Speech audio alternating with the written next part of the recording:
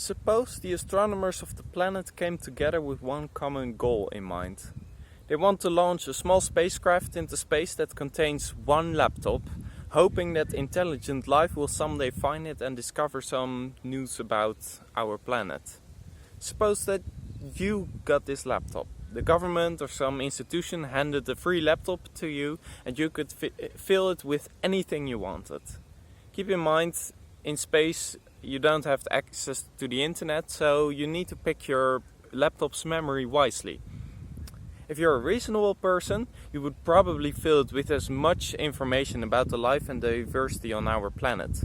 But how much information can you store in one laptop? In 1977, this question was asked by several scientists who launched two small spacecrafts, Voyager 1 and Voyager 2, into space. They didn't contain laptops, they contained golden phonographic records, but they contained several pieces of classical music, greetings in 55 languages, scientific formulas that we had discovered by then, etc. etc. It was quite challenging because you simply have one phonographic record to store all this information on. This is something I would like to talk about, but more in the context of laptops rather than phonographic records. How much information can you store on one laptop?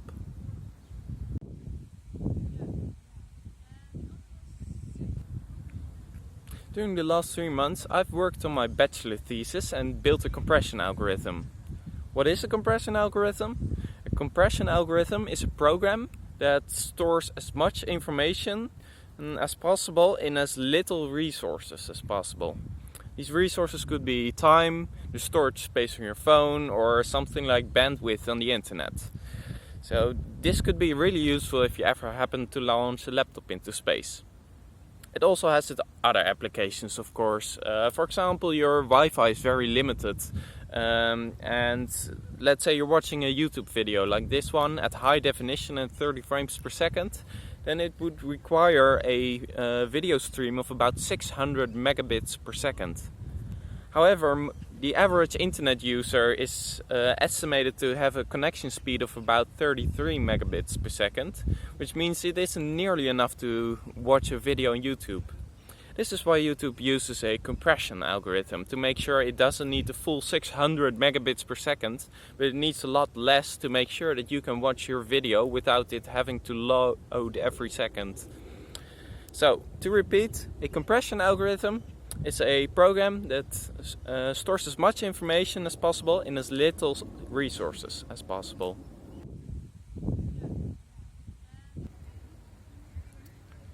To put it in scientific words, I created an algorithm that uses pseudo-randomness of Markov chains to recognize patterns and compress just a little better. I'll also explain it in English.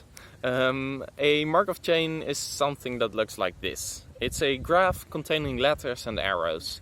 It's pretty simple. You start at the start node and then you just randomly pick an arrow, see where it goes, and then take that letter.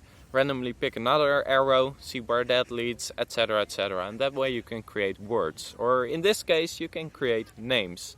If you look closely at this Markov chain, you'll see, for example, that you can create the names Bob, Laurel, Max and Bram.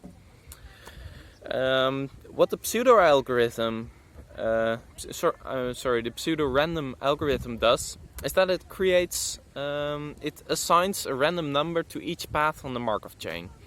It indexes every possible path, which could be an infinite amount. For example, in this case, there are an infinite amount of potential paths, but the pseudo-random algorithm assigns a random number to each path.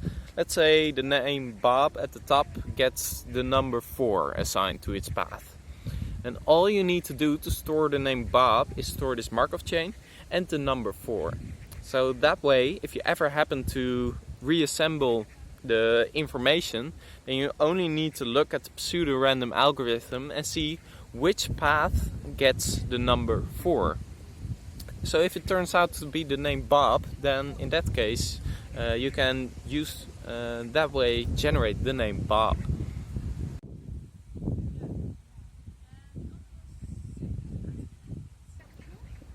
There are already a lot of compression algorithms out there, and there are also a lot of scientists out there that are way more proficient on the topic than I am.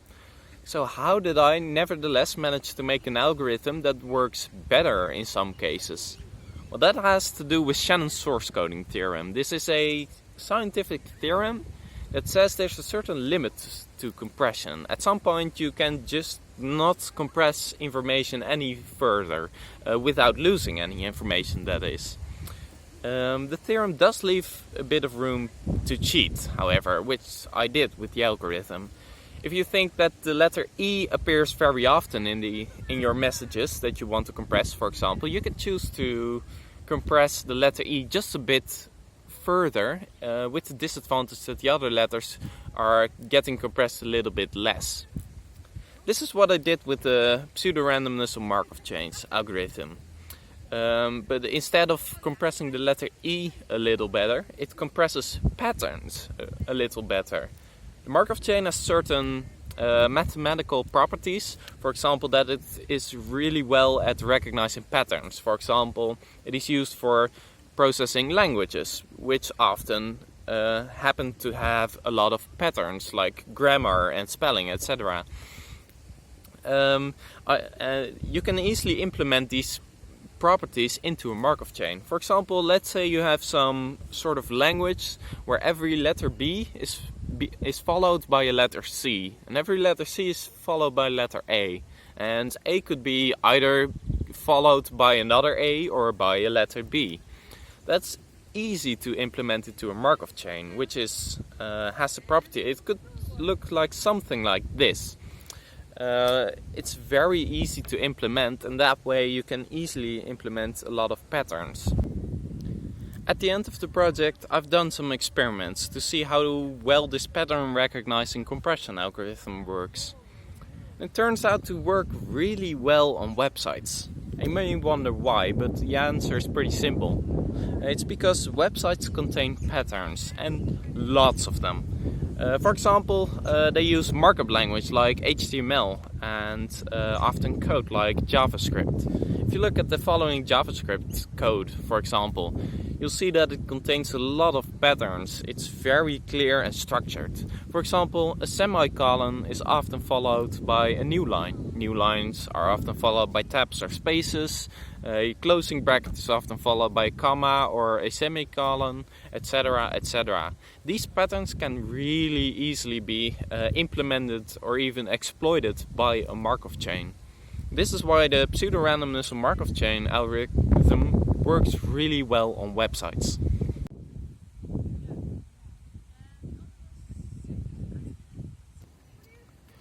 Yes, there are also some downsides to this algorithm. The decompression is both in memory and time pretty efficient, but the compression time has an exponential complexity at the moment, which means the algorithm gets really slow really quickly.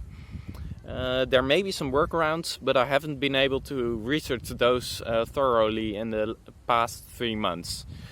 Plus, it may be better to have an expert look at this compression algorithm for now. If you happen to be interested in extra details about the algorithm, I'll include a link in the video's description for my bachelor thesis. And I'll also include an email address and a link to a Discord server if you want to discuss about the algorithm with me. That's all that I have for now.